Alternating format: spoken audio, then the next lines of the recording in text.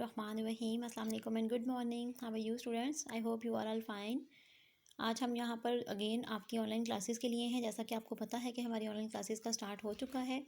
आज दिन है पीर का और तारीख़ है 19 अप्रैल 2021। हम दोबारा यहाँ पर हैं। आज आपको इस्लामियत की तीसरी क्लास है। जैसा कि हमारी इस्लामियत की पहली 2 क्लासेस हो चुकी हैं। हमारी किताब का नाम है इस्लामियत, जो है जमात हफ्तम के लिए। सबसे पहले हम अब इसको ओपन करते हैं। आपको पता है हम किताब कैसे खोलते हैं। सबसे पहले हम फ़हरिस्त मज़ामीन की तरफ आते हैं। आपको याद होगा पिछली 2 क्लासों में हमने रसूल सल्लल्लाहु अलैहि वसल्लम पर ईमान, रसूलों पर ईमान, रसालत और उसके तकाज़े, जो कि सफ़ा नंबर 9 पर था, इसका मुकम्मल हल किया था। आज हमारा पार्ट बे इबादत है, जिसमें हम इस्लाम में इबादत का तस्वर, जो कि सफ़ा नंबर 15 पर है, उसको शुरू करेंगे। आइए अब सफ़ा नंबर 15 खोलते हैं। यहाँ पे है, आप देख सकते हैं, ये हमारा सफ़ा नंबर 15 है। पार्ट बे है इबादत। हम लोग करने वाले हैं इस्लाम में इबादत का तस्वर। इस्लाम में इबादत का तस्वर बहुत वसी है। अगरचे इस्लाम ने नमाज, ज़ुकात, रोज़ा और हज के ज़रिए इबादत का जामिया निज़ाम दिया है। इसके अलावा दीगर अखलाकी, माशी और माशरती तालीमात पर अमल करना भी इबादत है। अलावा ज़ीन हकूक़ुल इबाद की अदायगी भी अल्लाह ताला की इबादत है। अल्लाह ताला ने इंसानों और जिन्नों को अपनी इबादत के लिए पैदा किया है। अल्लाह ताला का इरशाद है, वमा खलक़तल जिन्ना वल इंसा इल्ला लियअबुदून, और मैंने जिन्नों और इंसानों को इसलिए पैदा किया है कि मेरी इबादत करें। पहले पैराग्राफ में हमें बताया गया है कि इबादत जो है वो उसका तस्वर बहुत वसी है। इस्लाम ने हमें इबादत दी है, नमाज, रोज़ा, हज, ज़ुकात, इसके ज़रिए एक जामिया निज़ाम दिया है। इसके अलावा भी तो बहुत सी दीगर हलाकी, माशी और माशरती तालीमात हैं जिन पर अमल करना भी इबादत है। इसके अलावा इस्लाम में हकूक़ुल इबाद की अदायगी पर भी ज़ोर दिया गया है और इसे अल्लाह ताला की इबादत कहा गया है। अल्लाह ताला ने इंसान की वह हलकत का मकसद बयान किया है कि इंसान को किस लिए पैदा किया गया है। अल्लाह ताला ने इंसान को अपने इबादत के लिए पैदा किया है। आगे नमाज, सबसे पहले नमाज है। इस्लामी इबादत में नमाज सबसे अफजल है। नमाज दीन का स्तून है। नमाज जन्नत की कुंजी है और अल्लाह ताला और उसके रसूल सल्लल्लाहु अलैहि वसल्लम पर ईमान के बाद सबसे ज़्यादा महबूब अमल नमाज है। यही वजह है कि कुरान मजीद में सबसे ज़्यादा ताकीद नमाज कायम करने की आई है। क़यामत के दिन सबसे पहले नमाज के बारे में सवाल किया जाएगा। नमाज में बंदा अपने खालिक और मालिक के सामने आजिज़ी और इनकिसारी के साथ अपनी पेशानी ज़मीन पर रखता है और अल्लाह ताला की किबरियाई का इकरार करता है। इसीलिए नमाज को मोमिन की मेराज कहा गया है। नमाज बुराई और बेहयाई के कामों से रोकती है। नमाज मुसलमानों पर रोज़ाना 5 बार फ़र्ज़ है। हमें नमाज के बारे में बताया गया है कि अल्लाह ताला के नज़दीक सबसे प्यारा या महबूब अमल नमाज है।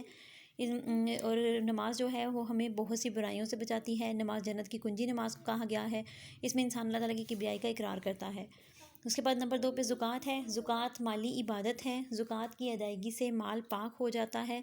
ज़ुकात भी इस्लाम के बुनियादी अरकान में से एक है। सूरत तौबा में ज़ुकात के 8 मसारिफ़ की वजाहत कर दी गई है। इनमें फ़ुकरा, मसाकीन, आमिलीन, नो मुस्लिम, ग़ुलाम, कर्ज़दार, अल्लाह के रास्ते में जहाद या हसूल इल्म में मशगूल और मुसाफिर शामिल हैं। ज़ुकात के बारे में हमें क्या बताया गया है कि ये एक माली इबादत है, यानी हम अपने पैसों से इसको करते हैं। इसकी अदायगी से माल पाक हो जाता है। और मुसारफ़े ज़कात का जिक्र किया गया है।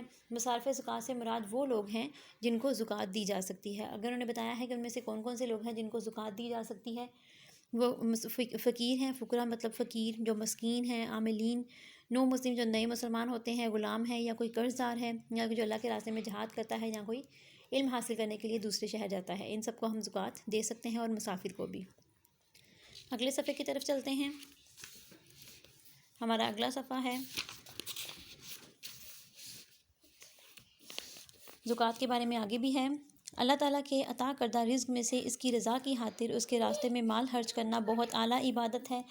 अल्लाह ताला ने कुरान मजीद में नमाज के साथ ज़कात की अदायगी का हुक्म दिया है। जो लोग अल्लाह ताला की राह में माल खर्च नहीं करते, उनको क़यामत के दिन सख्त अज़ाब होगा।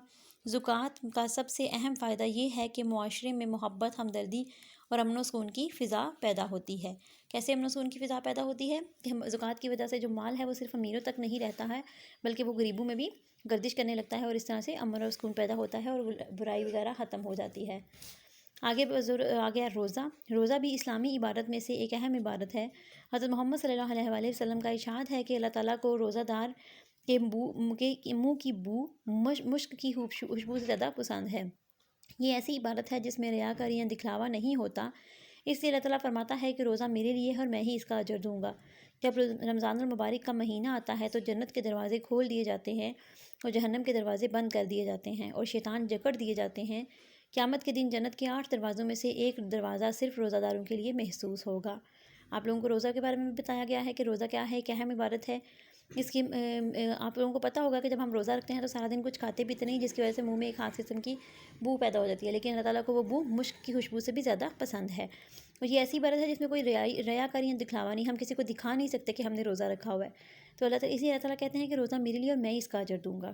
اور اس روزے کے بارے میں یہ بھی بتایا گیا ہے کہ اس کے روزے رمضان المبارک کا جب مہینہ آتا ہے تو جنت کے دروازے کھول دیے جاتے ہیں اور شیطان کو جکڑ دیا جاتا ہے، اور جنت کے 8 دروازوں میں سے ایک دروازہ صرف روزہ داروں کے لیے ہوگا۔ اللہ تعالیٰ نے کتنی زیادہ عنایات کی ہیں روزہ دار کے لیے۔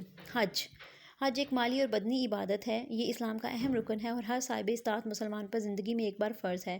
آپ صلی اللہ علیہ وسلم کا ارشاد ہے کہ جس نے اس طرح حج کیا کہ گناہوں اور فضول باتوں سے بچا رہا تو پچھلے گناہوں سے وہ بالکل پاک ہو جاتا ہے۔ حج ایک ایسی جامعہ عبادت ہے جس میں تمام دیگر عبادات کی روح شامل ہے۔ حج کا ہر مرحلہ روحانی اور اخلاقی تربیت کا حامل ہے۔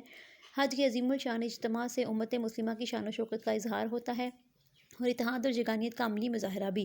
حج کا اصل فائدہ روحانی تربیت ہے۔ یہ قرب الہی کا بہترین ذریعہ ہے۔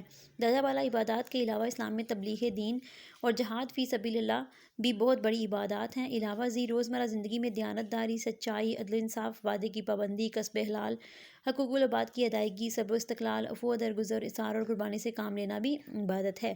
غیر مسلموں سے حسن سلوک اور جانوروں پر رحم کرنا بھی نیک اعمال ہیں اور عبادت کے زمرے میں آتے ہیں۔ اپنی ذمہ داریوں کو خلوص نیت اور پوری محنت سے انجام دینا بھی عبادت ہے۔ غرض کوئی کام بھی اللہ کی رضا کے لیے کیا جائے، نبی کریم صلی اللہ علیہ وسلم کے اسوہ حسنہ کو سامنے رکھ کر کیا جائے تو عین عبادت ہے۔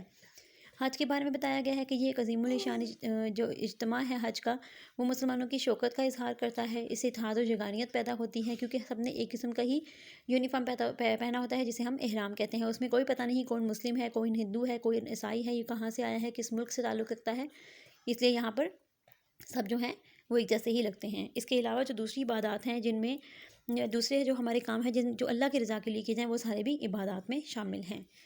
اگلے صفحے کی طرف موو کرتے ہیں۔ صفحہ نمبر 17 ہے خالی جگہ پر کریں۔ اسلام میں عبادات کا تصور بہت ہے، بہت وسیع ہے۔ اللہ تعالیٰ نے انسان کو ڈیش کے لیے پیدا کیا، اپنی عبادت کے لیے۔ رسول اکرم صلی اللہ علیہ وسلم کی اطاعت دراصل ڈیش کی اطاعت ہے اللہ تعالیٰ کی۔ رمضان المبارک کا مہینہ آتا ہے تو ڈیش کے دروازے کھول دیے جاتے ہیں جنت کے۔ تبلیغ دین اور جہاد فی سبیل اللہ کی بہت بڑی ڈیش ہیں، عبادات ہیں۔ اگلے صفحے کی طرف چلتے ہیں۔ صفحہ نمبر ہمارے پاس ہے 18۔ اس پر ہمارا جو سوال ہے وہ ہے درست جواب پر ٹک کا نشان لگائیں۔ زکوٰۃ کیسی عبادت ہے؟ زکوٰۃ بدنی، مالی، زبانی یا بدنی اور مالی دونوں ہے، یہ صرف مالی عبادت ہے۔ حج کے عظیم الشان اجتماع سے امت مسلمہ کی کس چیز کا اظہار ہوتا ہے؟ شان و شوکت، تعداد، تقویٰ، سچائی اور دیانت داری۔ مسلمانوں کی شان و شوکت کا اظہار ہوتا ہے۔ جنت کی کنجی کیا ہے؟ حج، روزہ، نماز، زکوٰۃ۔ نماز ہے۔ کس عبادت میں ریاکاری اور دکھلاوا نہیں ہوتا؟ نماز، حج، زکوٰۃ یا روزہ۔ روزے میں۔ کس عبادت سے مال پاک ہو جاتا ہے؟ زکوٰۃ، نماز، صبر و استقلال یا دیانت داری؟ زکوٰۃ سے۔ اس کے بعد ہم لوگ اس کا سوال نمبر 2 جو ہے جس میں مختصر جوابات دیں ہیں وہ کریں گے۔ اللہ تعالیٰ نے انسانوں اور جنوں کو کس لیے پیدا کیا ہے؟ اللہ تعالیٰ نے انسانوں اور جنوں کو اپنی عبادت کے لیے پیدا کیا ہے، جیسا کہ ہم نے اس ریڈنگ میں بھی پڑھا تھا، اور جیسا کہ ارشاد باری تعالیٰ ہے، میں آیت آپ لوگوں کے لیے پڑھوں گی لیکن آپ اس کو لکھیں گے نہیں۔ وما خلقت الجن والانسان الا لیعبدون، آپ جو اس کا ترجمہ لکھیں گے، اور میں نے جنوں اور انسانوں کو اس لیے پیدا کیا کہ میری عبادت کریں۔ پارٹ بے ہے قرآن حکیم میں سب سے زیادہ کس چیز کا حکم آیا ہے؟ قرآن حکیم میں سب سے زیادہ حکم نماز قائم کرنے کا ہے۔ حج کیسی عبادت ہے؟ حج مالی اور بدنی عبادت ہے جو ہر صاحب استطاعت مسلمان پر زندگی میں ایک بار فرض ہے۔ یہ اسلام کا ایک اہم رکن ہے۔ صاحب استطاعت سے مراد یہ ہے جن کے پاس اس کو حل کرنے کے لیے پیسے موجود ہوں۔ حج کا عظیم الشان اجتماع کس بات کی علامت ہے؟ حج کا عظیم الشان اجتماع امت مسلمہ کی شان و شوکت کا مظہر ہے اور اتحاد اور یگانگت کا عملی مظاہرہ ہے۔ قرآن مجید میں نماز کے ساتھ کس عبادت کا حکم آیا ہے؟ قرآن مجید میں نماز کے ساتھ زکوٰۃ کی ادائیگی کا حکم آیا ہے۔ آپ لوگ یہ سوال جو ہیں اپنی کاپی کے اوپر لکھیں گے، اس کی ریڈنگ کو یاد کریں گے، پڑھیں گے خود، خالی جگہ اور کتاب کا جو کام ہے جو کتاب پر حل ہونے والا ہے وہ بھی کریں گے، مجھے پوری امید ہے۔ اوکے، ٹیک کیئر، اللہ حافظ۔